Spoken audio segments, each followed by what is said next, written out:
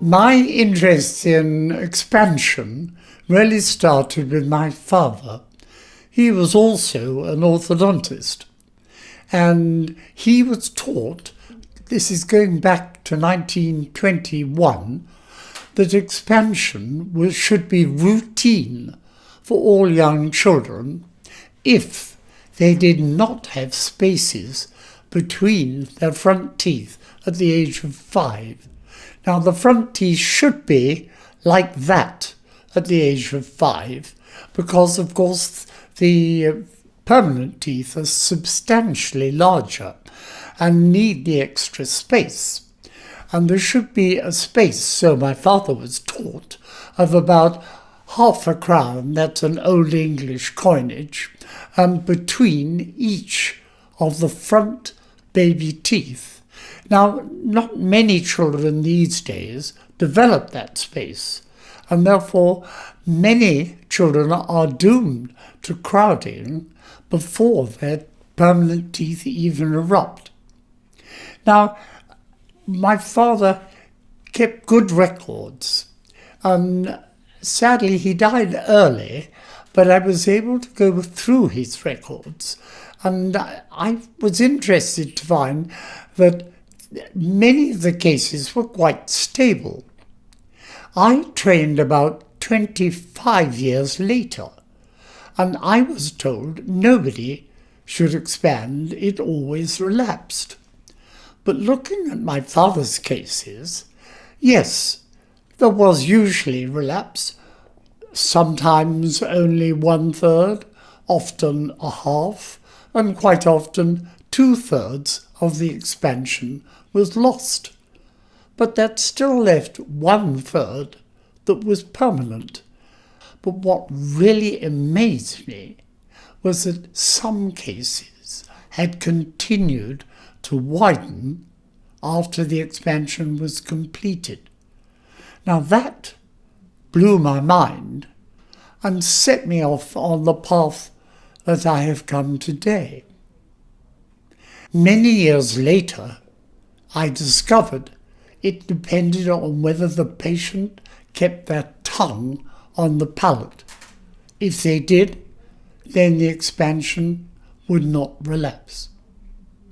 Now, all this took place when shortly after the war, and when I think the principal expansion appliance was made by Schwartz, an Austrian, who created a very practical expansion appliance. I used it for some while, but then decided that I could improve it.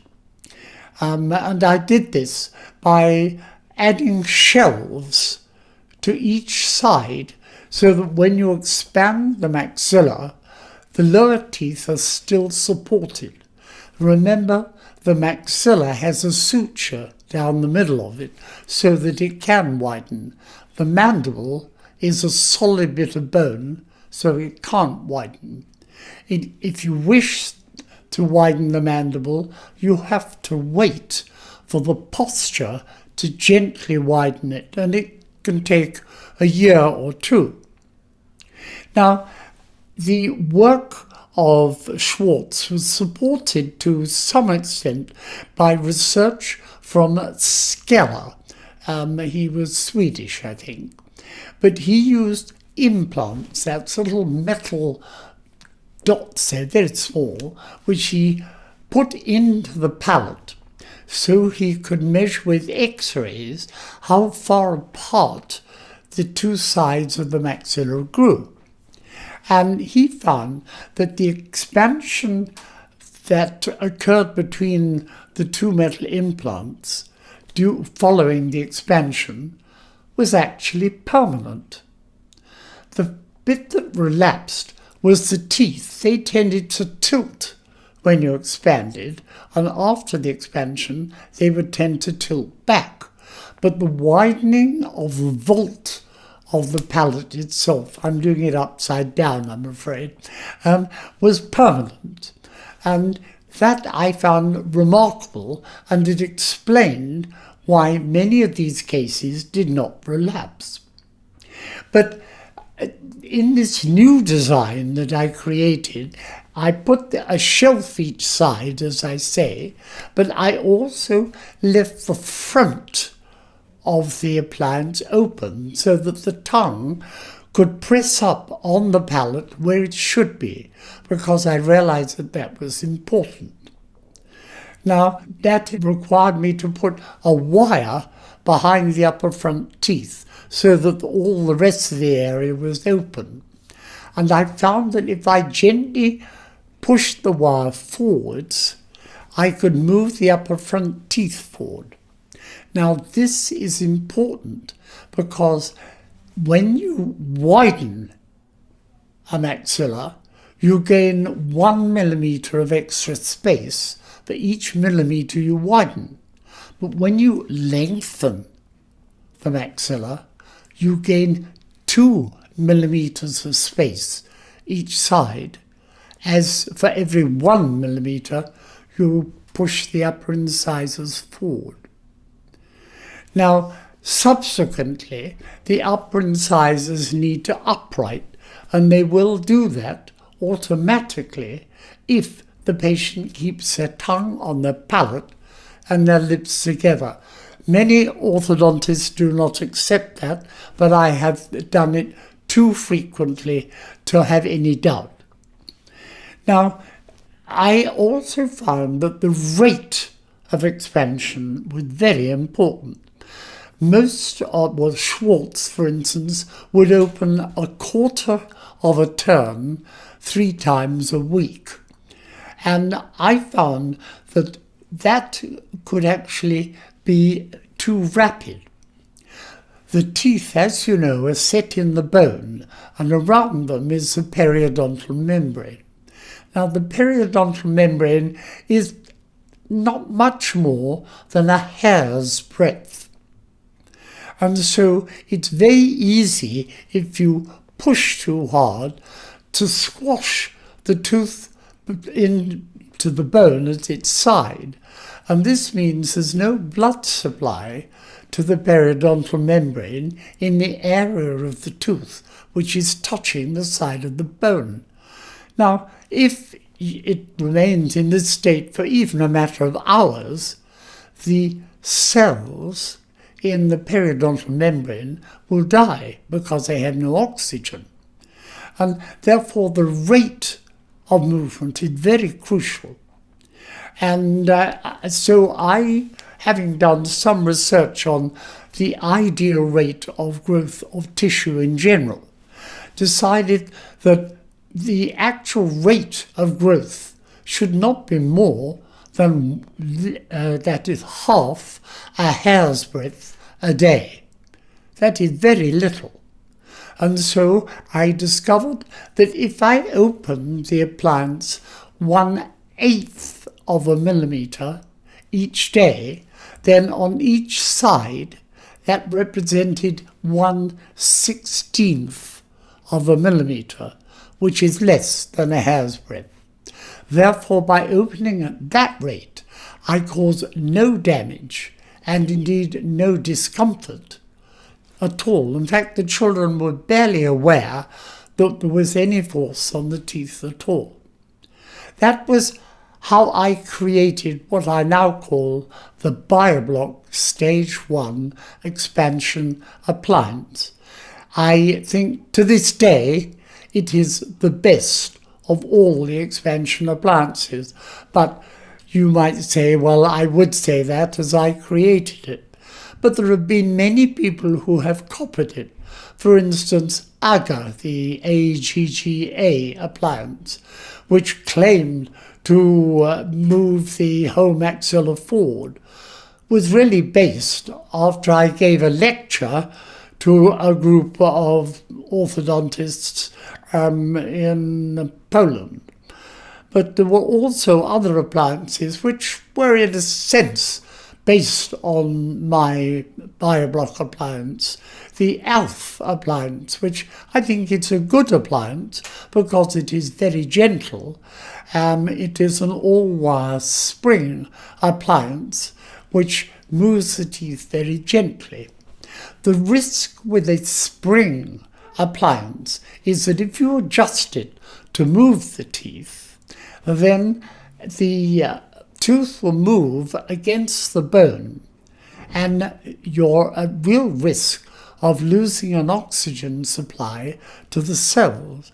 And as you may know, root resorption is the big danger, I might say damage, done by orthodontic appliances in general, because they apply forces to the teeth which move them more than one hair's breadth.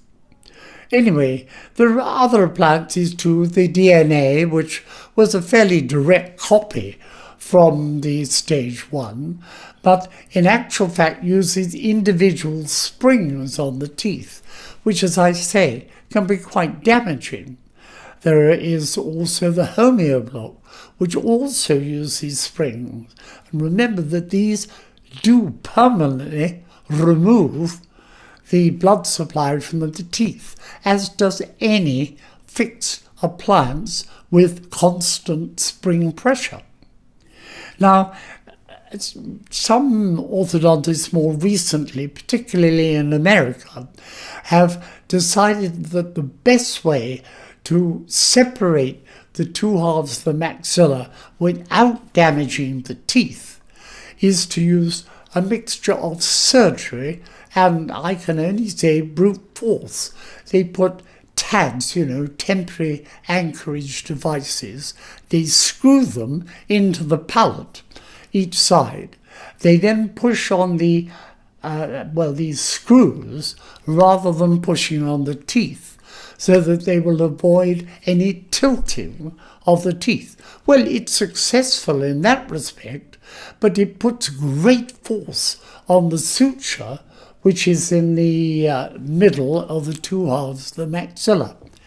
Now, my stage 1 bioblock, which I expand at the semi-rapid rate of 1/16 of a millimeter a day, will not cause damage.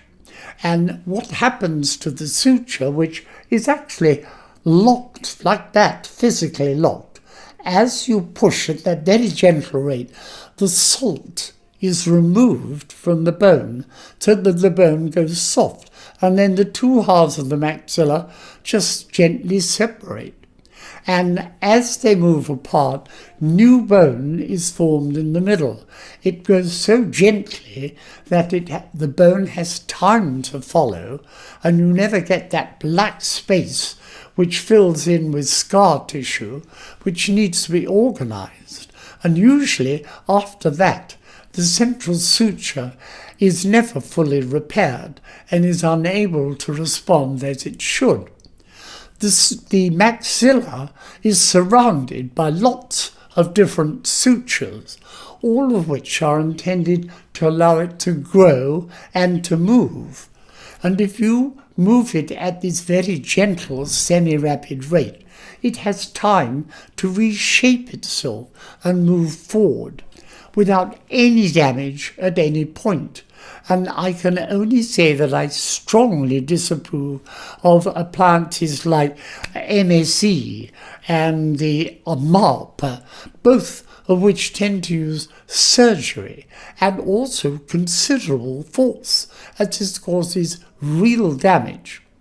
If you can expand it at this gentle rate of, I call semi-rapid expansion, not only does the maxilla widen, that improves the cheeks, as you can see from these slides, but also it moves the whole maxilla forward.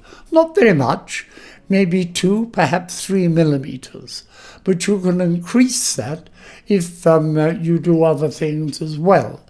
But I just wanted to point out to you that there are many choices for expansion, but I have shown quite clearly that if you use the BioBlock semi-rapid expansion, you can expand adult maxillae at almost any age, certainly by 5, often to 10 millimeters of additional width. And I personally don't think anyone should ever expand in any other manner. But I'm hoping that you've understood that and that it changes your practicing career, because the correct expansion of the maxilla is very important.